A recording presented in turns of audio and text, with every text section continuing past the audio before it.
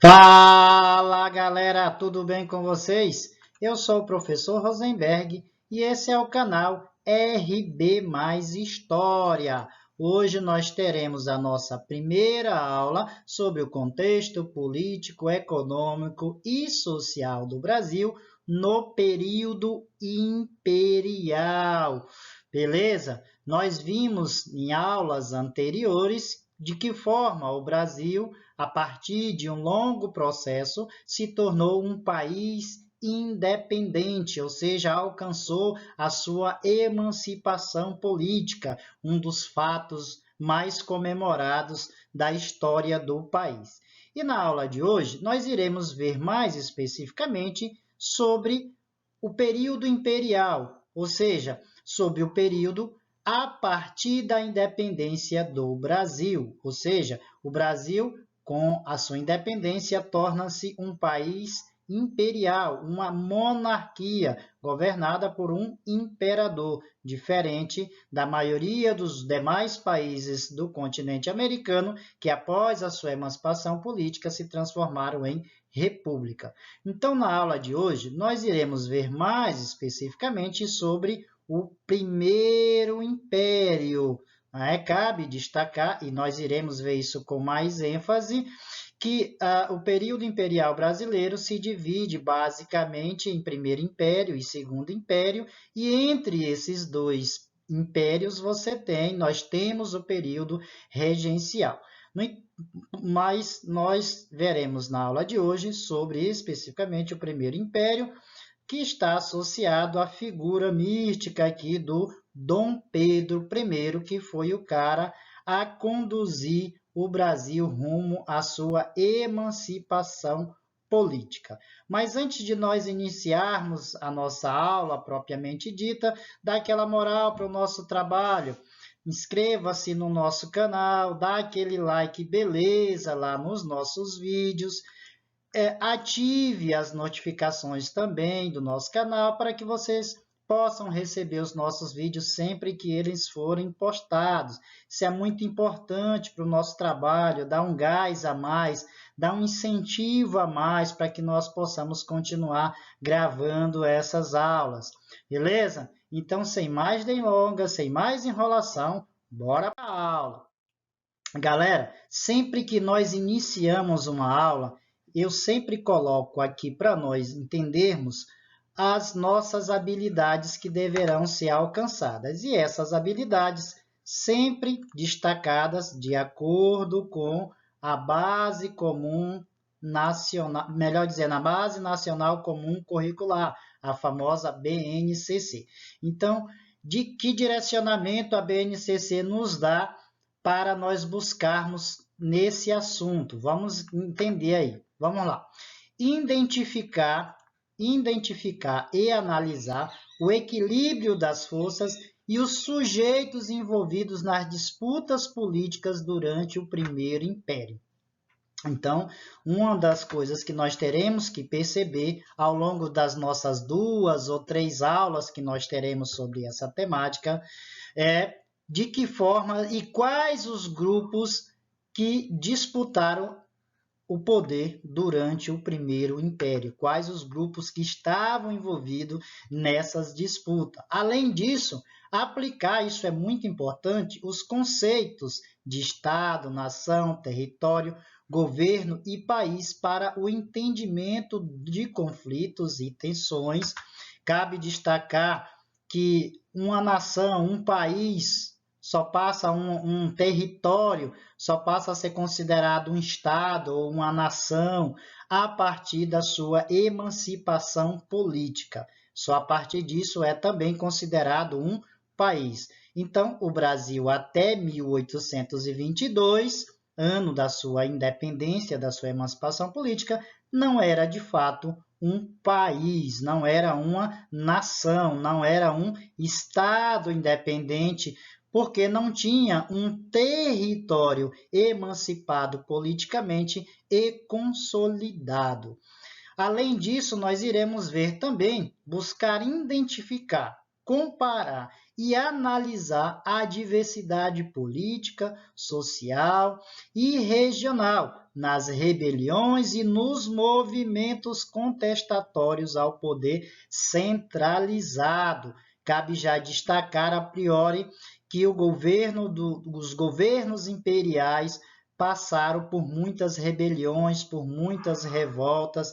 Então, nós iremos buscar aqui identificar, comparar e analisar a diversidade dessas revoltas, desses movimentos e quais os grupos que estavam envolvidos nessas diversas revoltas que aconteceram tanto no Primeiro Império, quanto no período regencial, assim como também no Segundo Império. Beleza? Então, essas habilidades nós teremos que desenvolver ao longo das nossas aulas sobre essa temática. E para a nossa aula mais específica, para a nossa aula de hoje, nós temos aqui os nossos objetivos, Aqui nós temos os nossos objetivos específicos para a aula de hoje. Então, com esses objetivos, nós buscamos compreender aonde queremos chegar, Quais os caminhos nós deveremos trilhar ao longo dessa aula. Vamos ver quais são esses objetivos. Veja, compreender como se estruturou o poder político. Então, essa palavra poder, ela é citada, ela é utilizada várias vezes quando nós estamos discutindo os primeiros anos do Brasil independente, os primeiros anos do Brasil a partir da sua emancipação política, porque vai haver uma grande disputa pelo poder político e nós iremos buscar compreender como esse poder político se estruturou.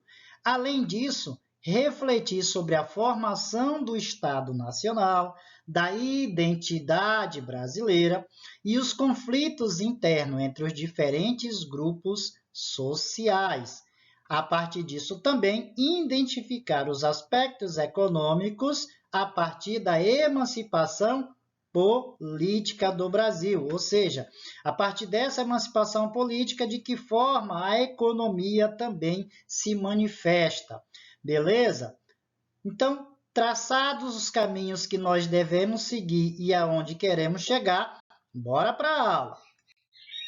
Galera, antes de adentrarmos especificamente a falar sobre o Primeiro Império, vamos entender aqui a cronologia do período imperial.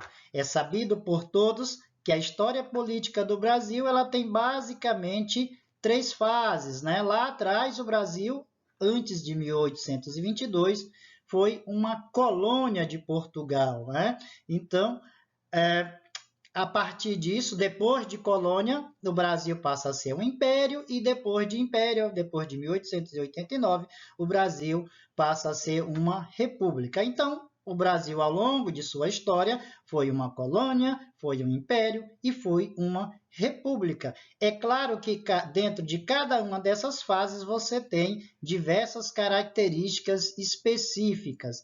Hoje nós iremos tratar especificamente sobre o primeiro reinado, que é apenas uma das fases do período imperial. Então, nós temos o primeiro reinado, que vai de 1822, quando Dom Pedro declarou a independência do Brasil, até 1831, quando o próprio Dom Pedro abdica, renuncia o trono. Isso nós iremos entender ao longo das nossas aulas, por que Dom Pedro cometeu esse ato. Além disso, a partir de 1831, com essa abdicação, nós temos o período regencial, de 1831 a 1840, quando o Brasil não teve imperador. E não teve por quê? Quando Dom Pedro I renuncia a sua coroa, o futuro imperador, Pedro de Alcântara, tinha apenas 5 anos de idade. Então, entre esse período aqui, o Brasil foi governado por regentes até que, em 1840, foi antecipada a maioridade do Pedro de Alcântara, que, com apenas 15 anos de idade, tornou-se o segundo imperador do Brasil, que é a partir de quando tem início o segundo reinado e vai até 1889, quando, por meio de um golpe, os militares tomam o poder e proclamam a República no Brasil, acabando assim com o período imperial. Beleza? Então são essas três fases, basicamente esses três momentos do período imperial do Brasil. E a partir de agora nós iremos falar mais especificamente do primeiro reinado. Bora lá! Além disso, já iria até mesmo esquecendo, cabe destacar que durante esses períodos que eu elenquei aqui para vocês, durante esses períodos, o povo foi deixado de fora das tomadas de decisões. Era um detalhe muito importante que quase que eu passava batido. Então, nesses períodos, seja no primeiro reinado, no segundo, no período imperial, o povo, de maneira geral, foi deixado de fora das tomadas de decisões, das decisões políticas. Nós temos aqui até um pequeno texto para enfatizar melhor essa questão. Vejam, o povo mais pobre sequer acompanhou ou entendeu o significado da independência. A estrutura agrária continuou a mesma, a escravidão se manteve e a distribuição de renda continuou desigual. A elite agrária que deu suporte a Dom Pedro foi a camada que mais se beneficiou. Resumindo, pessoal, quem era pobre continua pobre, quem era rico continuou rico, e de maneira geral não houve grandes transformações sociais para a população brasileira. Apenas uma pequena parcela da elite foi beneficiada com a independência do Brasil, com a emancipação política do Brasil. Beleza? Então vamos ver como que isso se estrutura ao longo desses anos de primeiro. Então, galera, agora falando especificamente sobre o primeiro reinado, ou seja, o primeiro império. Quando eu falo primeiro reinado ou primeiro império, eu estou falando do mesmo momento, do mesmo período da história do Brasil, né? Que compreende entre 1822 e 1831. Então, vamos compreender o que aconteceu aqui. Então, galera, o que a gente chama de primeiro reinado? Como eu estou falando para vocês, o primeiro reinado do Brasil é o nome dado ao período em que Dom Pedro I governou o Brasil como imperador. Está aqui, né? Ano de sua abdicação. Em 1831, Dom Pedro abdica o trono e mais à frente, em outros momentos, nós ainda iremos entender por que o Dom Pedro renuncia ao trono. O primeiro reinado também, vejam, o governo de Dom Pedro I enfrentou muitas dificuldades para consolidar a independência, pois ocorreram muitas revoltas regionais, oposições políticas internas. Cabe destacar, e é muito importante, a independência do Brasil, o desejo de independência do Brasil não era compartilhado por todos, não era compartilhado por todas as províncias, por todas as capitanias, nem todas as pessoas queriam a independência. Cabe destacar que havia, nesse momento, uma elite portuguesa dominante no país, que administrava, que tinha altos cargos públicos e que eram quem controlava o comércio no país. Então, essa elite portuguesa não desejava essa independência. Por isso que o processo, após a independência, houve vários movimentos de resistência, várias batalhas, inclusive onde morreram milhares de pessoas, né? Províncias que se opuseram à independência: o Pará, o Maranhão, o Piauí, Ceará, Bahia, Cisplatina, ao sul do Brasil, foram províncias que lutaram para continuar atrelada a Portugal. Por exemplo, o estado, hoje, o que nós conhecemos como estado do Pará, era uma província do norte que estava muito mais associada a Portugal, tinha muito mais contato com Portugal, inclusive era muito mais rápido ir de Belém, capital do Pará, até Lisboa, capital do Portugal, do que ir de Belém ao Rio de Janeiro, que era a capital do Brasil. Então havia um enlaço em todos os aspectos, e principalmente econômico, mais forte com Portugal. E por isso essa elite portuguesa dominante no estado do Grão-Pará não desejavam essa independência, assim como também no Maranhão, assim como também no Piauí, no Ceará, na Bahia, na Cisplatina. O Pará foi a última província a aderir à independência. Claro que uma adesão forçada.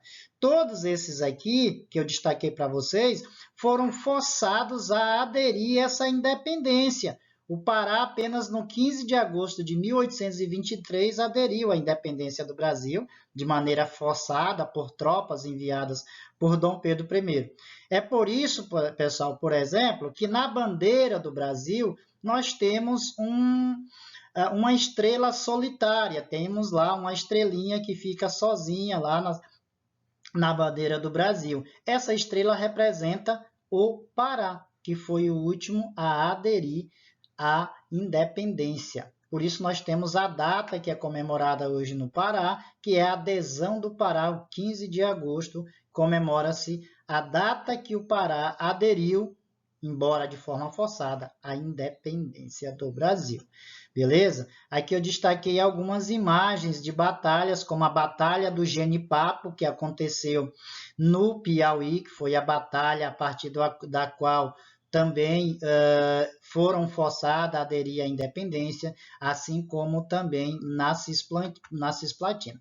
Então, após um período de guerras, de batalhas, para forçar as demais províncias a aderirem à independência, chegava o momento, então, de organizar, de estruturar as leis do país. Nós vamos ver como isso aconteceu a partir de agora. Vamos lá. Então, vejam como que as leis são estruturadas por meio de uma Constituição. Então, a primeira Constituição brasileira, ela data de 1824. Nós temos aqui uma imagem, obviamente que não dá para ler, mas do texto base dessa independência. Melhor dizendo, dessa Constituição. E essa Constituição que foi bastante polêmica e até mesmo otorgada por Dom Pedro I, foi imposta por Dom Pedro I, não houve um debate para que a mesma fosse elaborada. Isso porque, vejam só, o debate político nos primeiros anos se concentrou em torno da aprovação de uma Constituição.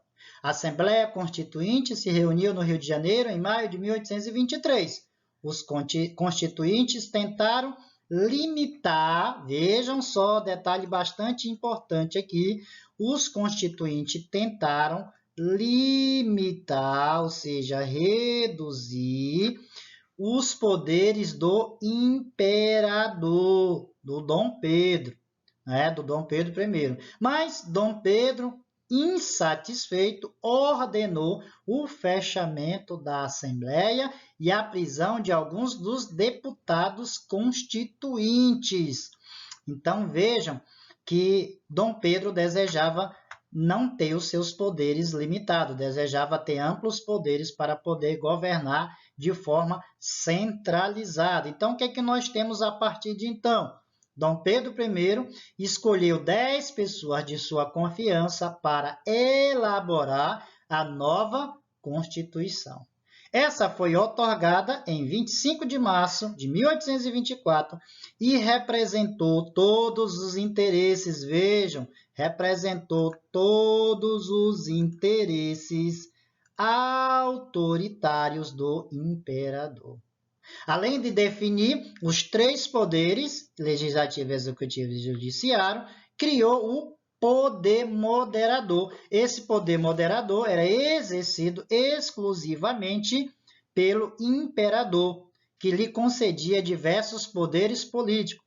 Então, o imperador, por meio desse poder moderador, estava sobreposto aos três poderes, legislativo, executivo e judiciário.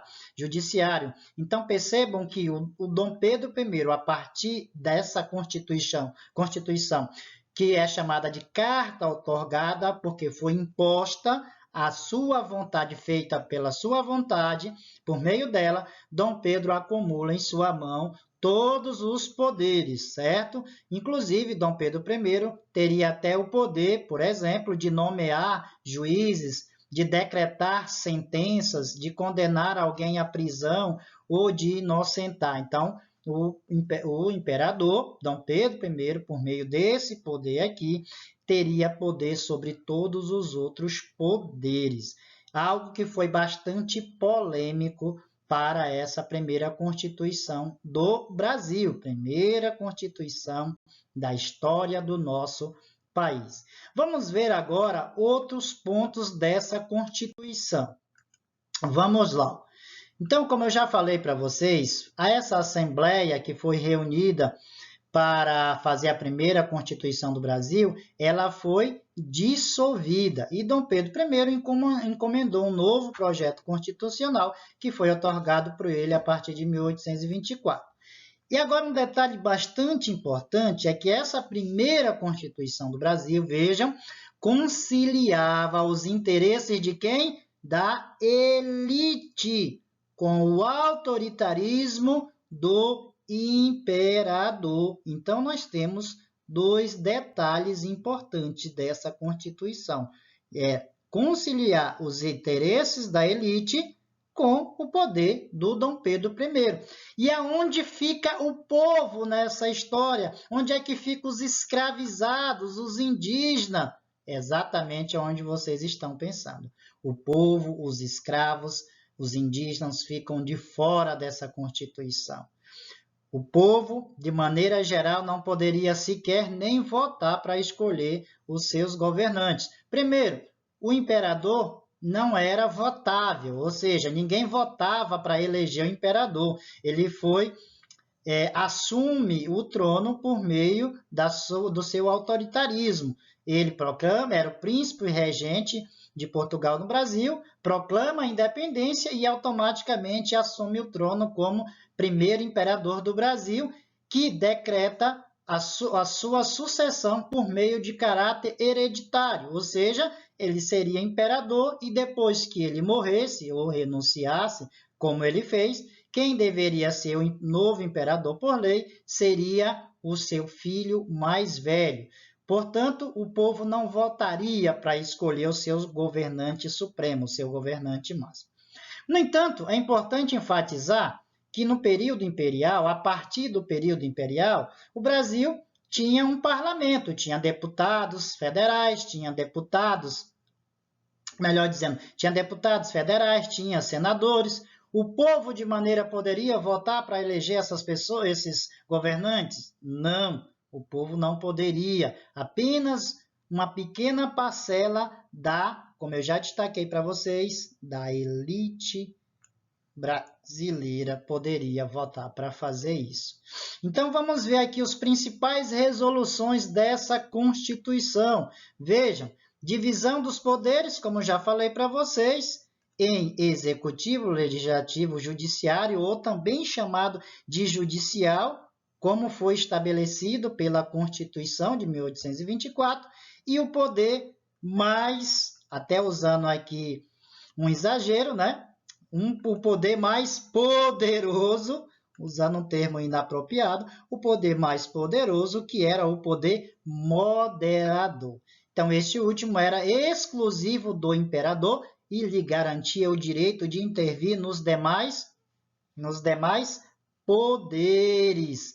Então, isso tornava o imperador o todo-poderoso a partir dessa Constituição. O que mais? A Constituição também garantia o direito à propriedade das terras, escravos e demais bens adquiridos pelas elites durante o período colonial. O que isso significa dizer, pessoal? Isso significa dizer que as elites, a partir da proclamação da independência e da Constituição, as elites não perderiam nada, não teriam nenhum prejuízo, continuariam dono das terras que herdaram de Portugal durante o período imperial, assim como dos seus bens e também dos seus escravos. Percebam que a Constituição não acaba com a escravidão no Brasil. A escravidão ainda permanece por muitos e muitos anos, até o final do século XIX. Além disso, ficou estabelecido também, olha só, houve o estabelecimento do catolicismo como religião oficial do Império. Cabe lembrar que, desde o período colonial, que não era permitido outras formas de manifestações religiosas, porque Portugal era um país extremamente católico e não permitia que em suas colônias houvesse outras manifestações. Enfim, o Brasil torna-se independente, no entanto, o catolicismo continua sendo a religião oficial do Império, ou seja, o Brasil não era um país laico, não havia a liberdade religiosa, liberdade de culto, né? E por último aqui, galera, claro que eu destaquei apenas algumas das principais resoluções da Constituição, haviam outras. O voto era indireto e censitário. O que significa isso? Os eleitores, por que indireto? Os eleitores escolhiam nas eleições primárias o colégio encarregado de eleger deputados e senadores. O que isso significa? É que aquelas poucas pessoas que tinham direito ao voto, quem eram essas pessoas que tinham direito ao voto? Primeiro, só pessoas do sexo masculino. Tinham que ter acima de 25 anos de idade e serem proprietários de terra, terem um certo patrimônio econômico. Então, isso era uma mínima, uma infinita minoria do país que poderia votar. Então, essas pessoas votavam e escolhiam quem iria votar.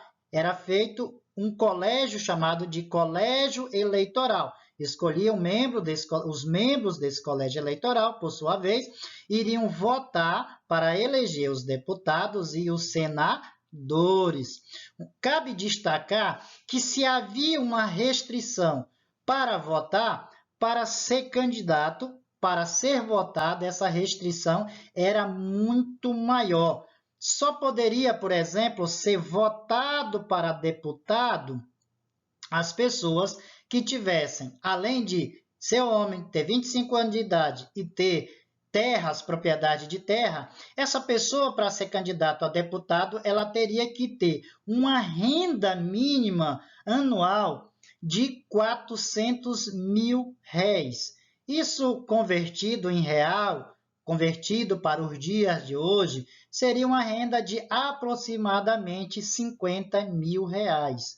Ou seja, para você ser candidato a deputado, você teria que ganhar por ano, em média, 50 mil reais, além de ser homem, de ser maior de 25 anos de idade e ter propriedade de terra. E para ser senador, essa renda, ela dobrava, a exigência era maior. Então, para ser candidato a senador, você teria que ter uma renda anual de 800 mil réis. Isso daria aproximadamente uma média de 100 mil reais convertido para os dias de hoje. E por que essa restrição é maior para os senadores? Porque o Senado era um cargo vitalício. O que isso significa? Uma vez você conseguiu ser eleito para senador, você vai ser senador por resto da vida, até morrer ou renunciar, né? Então, foi eleito, você está garantido como senador por resto da vida.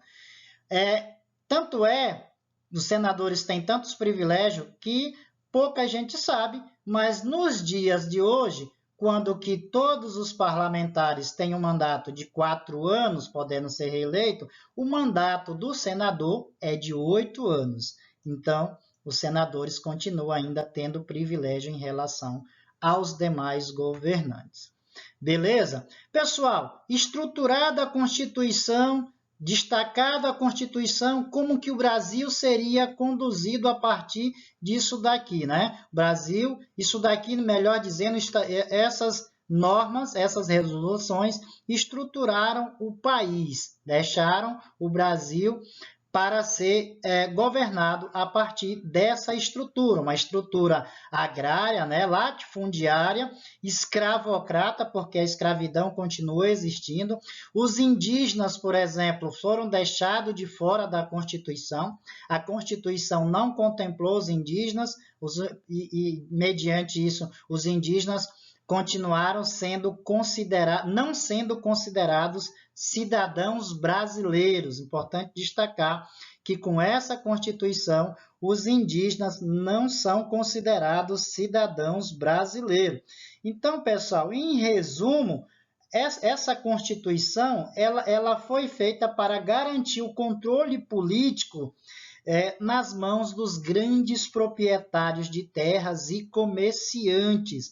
Então, a Constituição ela foi feita para manter o poder do Dom Pedro I, um poder absoluto e centralizado, e favorecer as elites agrárias, proprietárias de terra, de escravos, assim como os grandes comerciantes desse país. E o povo, de maneira geral, não teve os seus anseios, as suas necessidades contempladas por essa Constituição, beleza? Então, pessoal, uma vez estruturado as leis do Brasil, estruturado como o Brasil deveria ser conduzido, a partir disso também houveram várias disputas políticas. Então, vamos ver aqui as disputas políticas durante o primeiro reinado, né? Então, o primeiro reinado ele foi um período bastante conturbado, um período em que a independência do Brasil ainda estava se consolidando, assim como a construção de uma identidade nacional, a ideia de um país independente, visto internacionalmente, por exemplo, então ainda estava sendo construído nesses primeiros anos. Então, em virtude disso, foi um período bastante conturbado e nesse período também persistiram os conflitos entre o imperador e as elites. Né? Após conquistar seu objetivo principal, ou seja, libertar a colônia da metrópole, as elites queriam garantir o controle da nação permanecesse em suas mãos, que o controle permanecesse em suas mãos. Mas, no entanto, é preciso relembrar que o Dom Pedro I criou aí o poder moderador, onde ele tinha poderes absolutos. Então, se por um lado a elite estava satisfeita, porque o Brasil agora tinha desatrelado dos interesses, isso a elite brasileira, né? Então, o Brasil tinha desatrelado do controle de Portugal, por outro lado, essa elite não tinha o mando, não, essa elite desejava o controle político, essa elite desejava o poder político, por isso aí as divergências com Dom Pedro.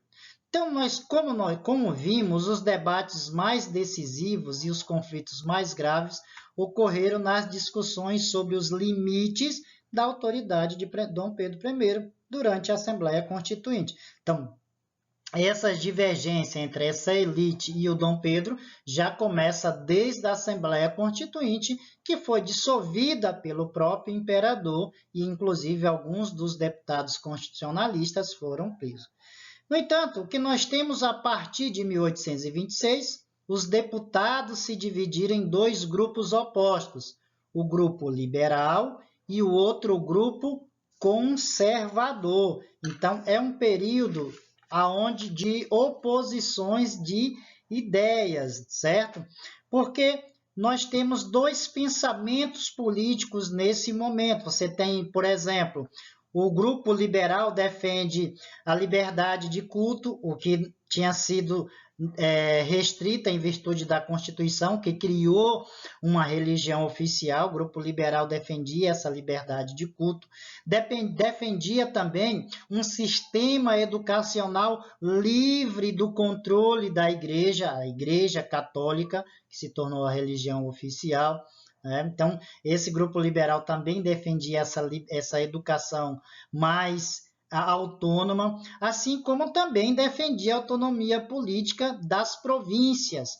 Cabe lembrar que, a partir da proclamação da independência e a criação da Carta Outorgada, da Constituição, o que nós conhecemos hoje como estados, exemplo, Pará, Maranhão, São Paulo, Rio de Janeiro, Bahia, esses estados, no período imperial, eram chamados de províncias.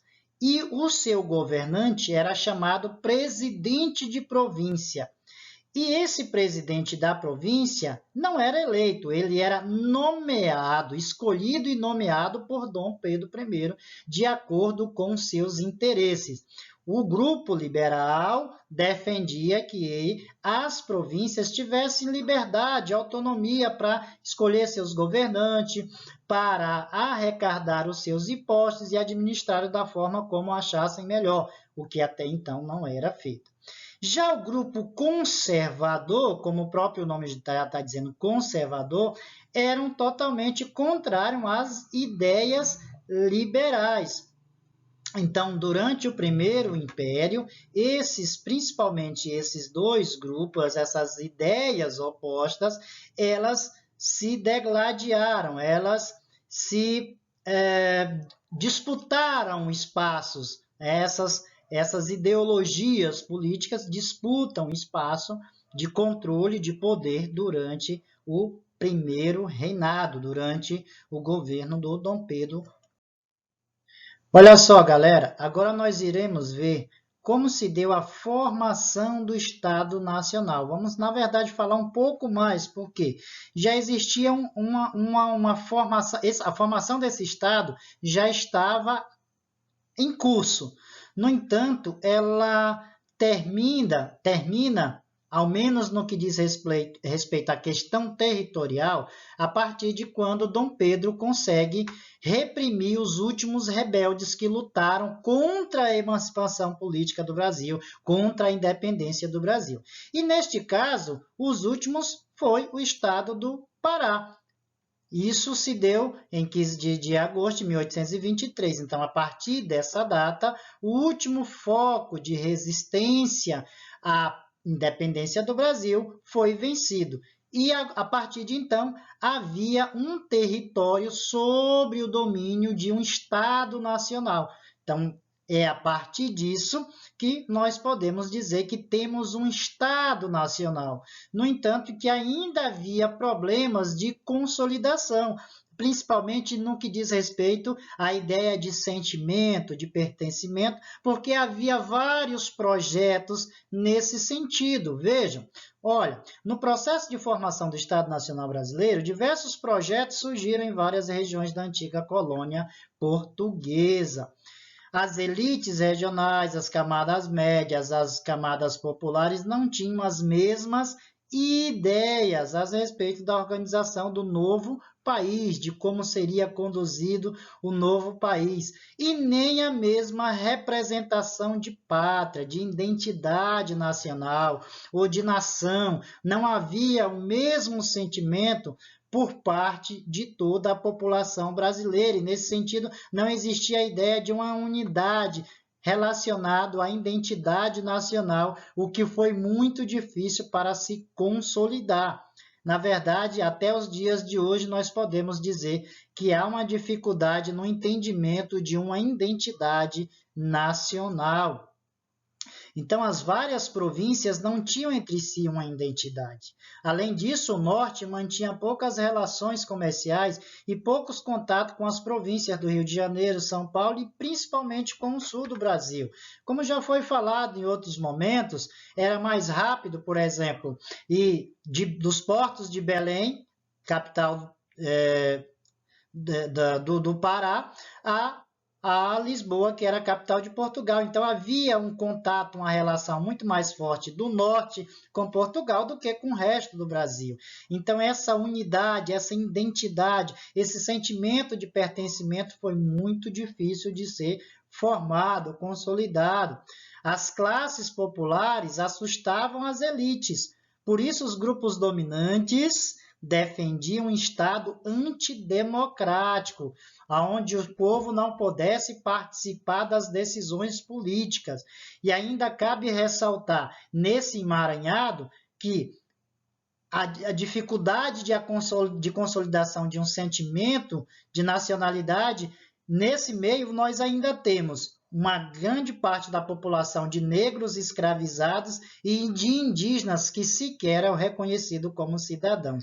Então, essa identidade nacional ainda demoraria bastante para ser consolidada. Assim, a definição da ideia de nação resultou das disputas de poder entre as elites e as camadas médias de um lado e de outro as camadas populares. Muitos conflitos surgiram, sobretudo no período regencial. Então, o que é que nós temos? A construção, a definição dessa ideia de nação, ela se dá a partir das disputas de poder entre essas elites e as camadas médias e também populares. E, por meio disso, muitos conflitos seguirão, por meio disso, muitos conflitos acontecerão a partir do Primeiro Império e principalmente no período, melhor dizendo, no período regencial, o que nós iremos ver na nossa próxima aula, nossa próxima videoaula, beleza? Então, pessoal, por hoje a nossa aula está chegando ao final. Deixe lá aquele like, beleza, né? Ative as notificações, não esqueçam de se inscreverem no nosso canal. Isso é muito importante, dá aquele gás, nos incentiva a permanecer com esse trabalho. Se possível, também compartilhe esse vídeo para que mais pessoas tenham conhecimento dessa parte da história do nosso país. Beleza? Fui! Tchau!